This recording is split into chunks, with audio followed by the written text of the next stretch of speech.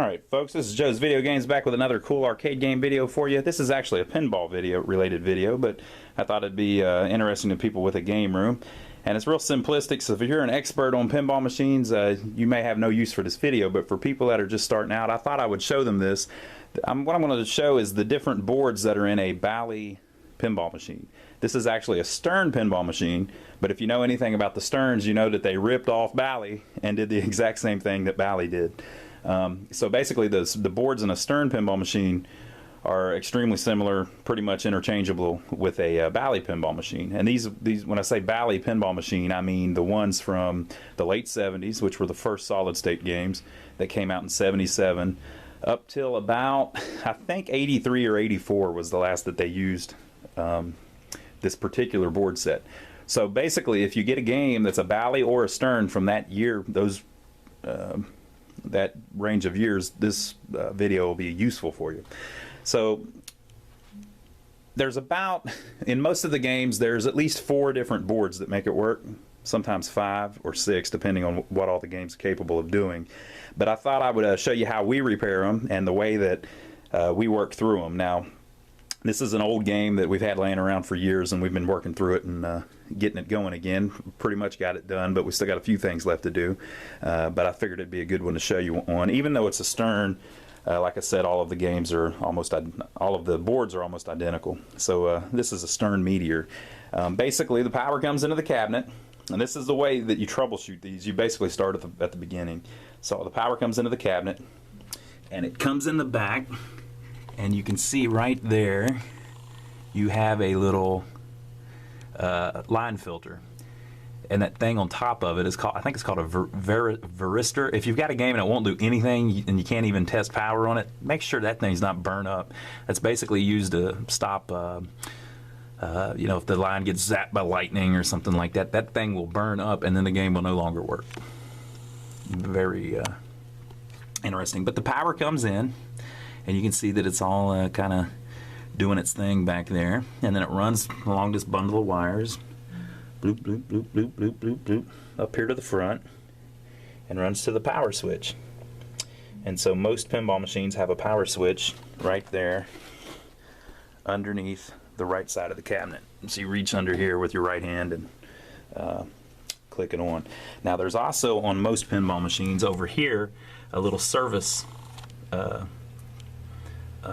tab. So basically you can plug in a soldering iron or something right there and use it to power that even with the switch off. So that, I guess it would be more accurate to say that the power runs from that the line filter up here to this and then to the switch, but the switch turns on everything. So basically the power runs from there over to this big transformer. Now in the Sterns, the transformer is usually in the bottom. I think on all of the Sterns it's always in the bottom. On the Bally games, a lot of times the transformer will be right up here in the back box on the right side. In some of the Bally games, the transformer will be in the bottom. So just, you know, it's easy to see. It's a huge copper cord. It's basically, if you don't know what a transformer is, basically there's, I don't know if it's magnetic, but basically you've got a ton of windings in there and it creates different voltages. So it steps down the voltage from the wall voltage to several different voltages that the pinball machine can use. And basically, usually you don't have trouble with that. Usually you don't have trouble with your power switch either. Sometimes you'll have a transformer that's burned out. But not often. I'm talking 1 in 100 machines may have a problem with the transformer. Now if you've got wires broke or something, that's a problem, you know. But just inspect that, see if it looks good. The way you can tell if it's melted down, sometimes they'll short inside, and if you look under the transformer you'll see a bunch of gooey looking, it almost looks like wax basically.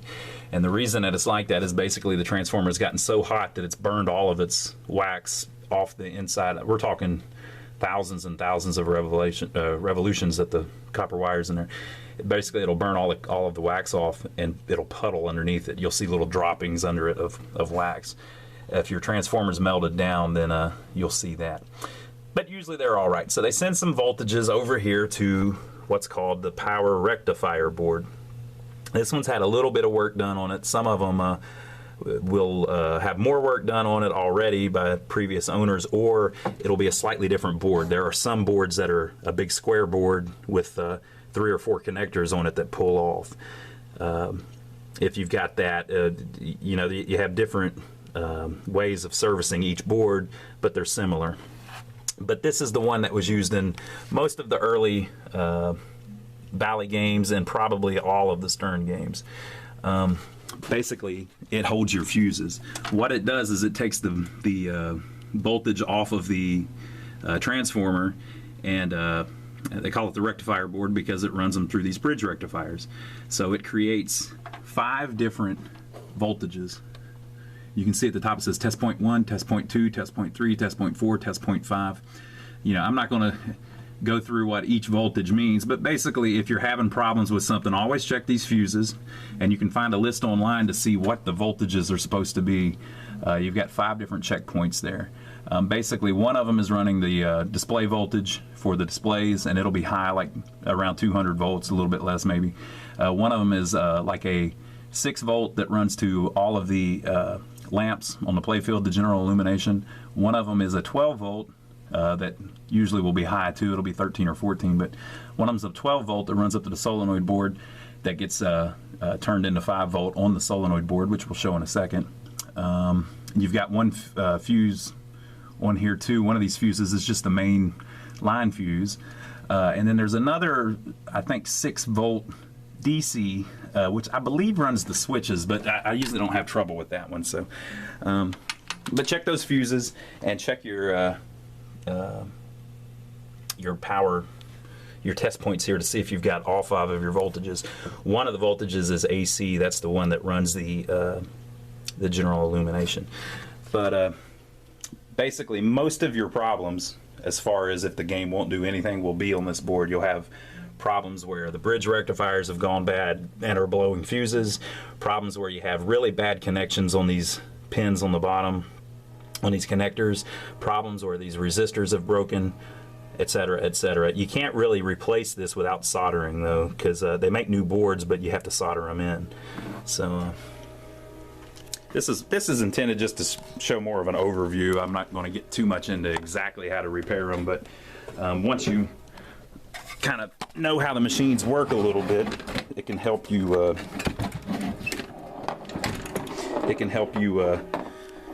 troubleshoot and figure out what you need to do next. So once the power is rectified, it's sent up to the top of the game. So this one's actually up and running right now.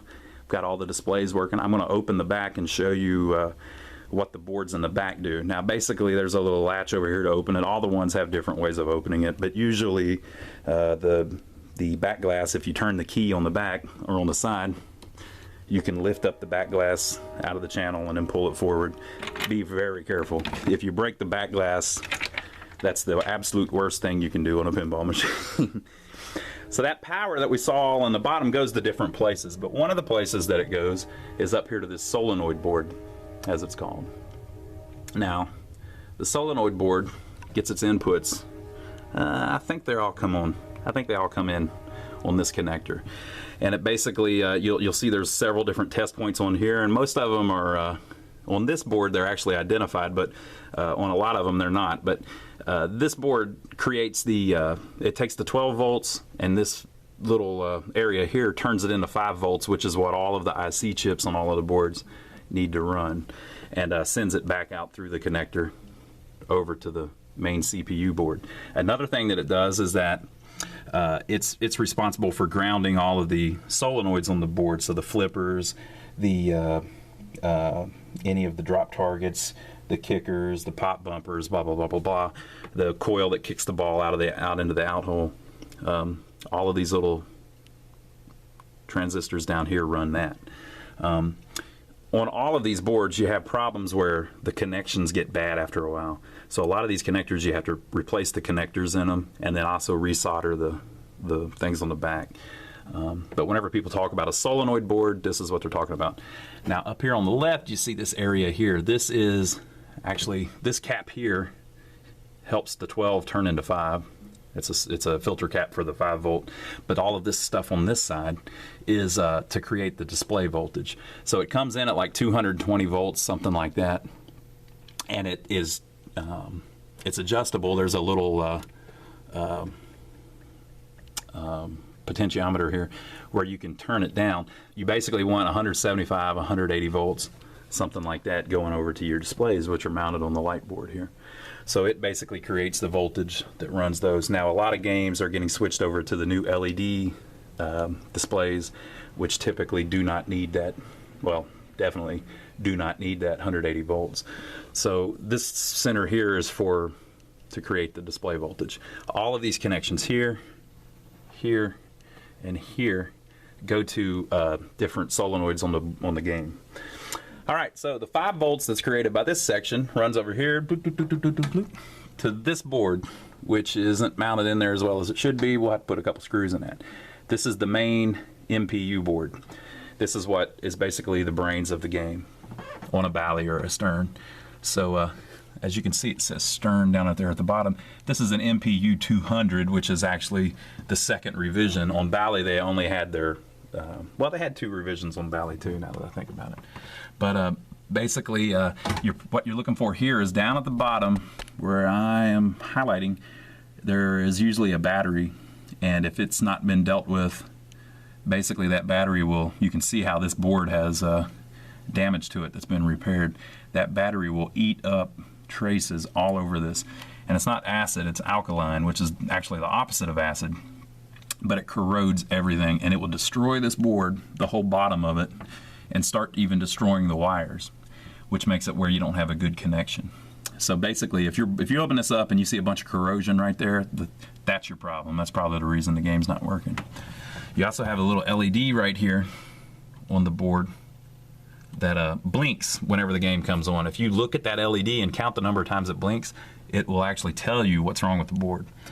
So you have 4 connectors, well, 5 connectors. 5 connectors on this board. This one down here is for switches. This one up here is for switches. And so basically those 2 columns are telling all of the switch matrix. So they basically they can tell whenever switches close, depending on which wires run to which switches. Right here on the right, you've got all these dip switches, which is how you change the settings in the game. I wish the lighting was a little bit better here for you, but that connector on the bottom left is how the power comes into the Mpu board, so that's very important. It's also how the solenoid data leaves the Mpu board. So some of the connectors there, I mean some of the pins there on that left connector run back over here to this connector. And so that is the computer telling the solenoid board which solenoids to make work. So basically, you hit a switch like this this kicker here on the left, the slingshot. You hit that switch together, bam. The computer tells with these 2 connectors here that you made that switch connect. It calculates what it's supposed to do and sends a signal out through the solenoid wire, which comes over here to the solenoid board, bam, and tells one of these chips, hey, make that left kicker fire. And so one of these little transistors is turned on, which grounds the solenoid, maybe it's one of these, which connects back under the playfield and instantly makes, bam, the solenoid work. And it all happens super fast, as computers are ought to do. This connector up here on the top left of your Mpu board is the connector that runs all of the displays. So basically it's sending information to the displays to tell them what to display, which is all basically only useful for the scoring, basically, and also the ball and play and the match. And then up here at the top, you don't always see this one even plugged in, but these ribbon cables that are plugged in run over to a soundboard on Meteor. So there's a soundboard mounted there on the side. This will be the strangest part of whatever pinball you get, because the soundboards there were a lot of different versions. So there's probably 10 or 12 different soundboards that you might find in a machine over that era that we talked about, just because there were so many innovations in sound. So some will have a speech component. Some of them will be a real simple soundboard. Some will be a more advanced soundboard. The Bally soundboards are completely different from the Stern soundboards. The Bally boards with speech are completely different from the Stern boards with speech. So that was one area where they differed. But and on the some of the Bally ones, they don't plug in at the top like this. So the ribbon cables is usually a Stern thing, but that's the soundboard over there on the left. And then down here at the bottom is the last board that we're going to talk about. This is the lamp driver board, also known as the most reliable board in the whole thing. Usually you don't have that much trouble out of it. You have these little transistors on here, and you'll see these, they look different. You'll see different boards that look different. There's about 5 or 6 different variations, but they all work in all of the machines, even if they look different, as far as I know. But if you have a lamp that's not working, like a light that won't light up, typically it's either a bad connection on the socket underneath the playfield, or it's a that's usually the problem, by the way, or it's a bad connection on these connectors. Again, some of these you might have to replace the actual pins inside the connectors and resolder the connector on the back. If after all that you still can't get it to work, you can test these little transistors, and those do go bad, but you know, not too often. So there you go. So you got the power comes in, goes to the transformer, goes to the rectifier board. The different voltages from the rectifier board run to wherever it needs to go, but one of them, the 12 volt, runs up here to the solenoid board, which gets turned into 5 volt, and then 5 volts and 12 volts run over here to the the other voltage I was talking about on the bottom is the solenoid voltage. Forgot about that. To make all of the coils work. And so the 12 volts and the 5 volts and the solenoid voltage runs over here to the Mpu board through that left bottom connector, and makes it do its thing. Look for a battery, watch your LED there to see if you have problems. Watch the LED and it may tell you what the problem is. If you've got corrosion, you've got more problems than you know about, so you're going to have to replace a bunch of connectors and things. But if everything looks clean, watch that LED and see what it's doing. The lamp board down here, and then sometimes I have a soundboard up there. On some of the Ballys you'll have the soundboard right there, and just in various places. And then you've got the little display boards, which are doing their thing.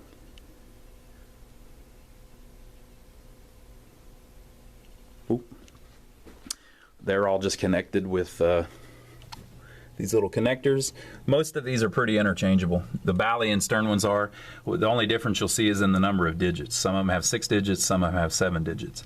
Some of them will have a comma, some of them won't, but you can use them in any of the machines. So there you go. I just thought I'd shoot a little video showing you the different boards and how they connect together and do their thing. Now if you have a problem with a specific board, maybe now you can narrow it down, or if somebody says, hey, take your lamp driver board out, maybe with this video you'll be able to tell which one that is. So subscribe to us here on YouTube. We're going to be shooting a ton more videos, and we'll see you on the next video. Hope this helps.